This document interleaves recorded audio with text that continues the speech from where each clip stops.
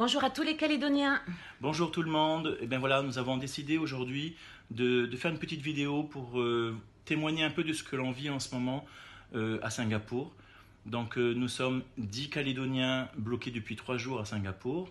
Nous étions en transit pour rentrer chez nous et on devait passer par Brisbane. Malheureusement, l'Australie a fermé ses frontières à ce moment-là, donc on a été un peu bloqués.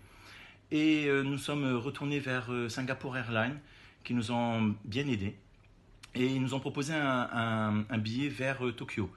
Malheureusement, les 2 premiers cas de coronavirus ont été déclarés en Nouvelle-Calédonie et le gouvernement local a pris la bonne décision de fermer justement ses frontières.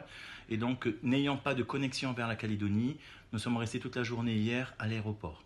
Ensuite, les réseaux, on a vu qu'on nous disait de nous rapprocher d'une ambassade, d'un consulat, ou on a même appelé le Quai d'Orsay. Et en fait, malheureusement, ils nous ont dit qu'ils ne pouvaient absolument pas nous aider et qu'on devait se débrouiller. Par contre, l'ambassade a quand même fait l'effort et on les remercie. C'est qu'ils nous ont trouvé un hôtel qui était très peu cher dans la mesure où il faut bien comprendre que maintenant nos finances commencent à être un peu ric-et-rac. On se soutient, on s'aide, donc on essaie de trouver les meilleures solutions là-dessus. Et puis en même temps, les gens de Singapour sont au courant de notre situation, Oui. Donc ils sont très gentils avec nous, ils se conduisent très bien avec nous.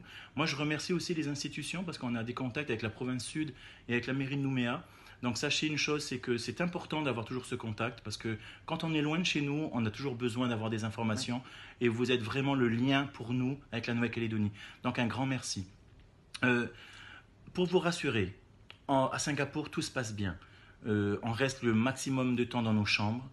Quand on sort, on a des distributeurs de produits partout, devant tous les magasins, les restaurants, les hôtels. On nous prend même la température et on porte des masques quand il y a trop de monde autour de nous. Et on est même allé chez le médecin se faire un certificat médical de façon à voir aussi si voilà, on n'était pas porteur et Dieu merci pour l'instant non.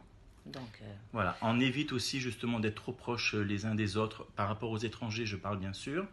Donc là, nous allons attendre patiemment les instructions du gouvernement. Ça ne sert à rien n'importe comment de s'énerver, on ne fera pas avancer les choses.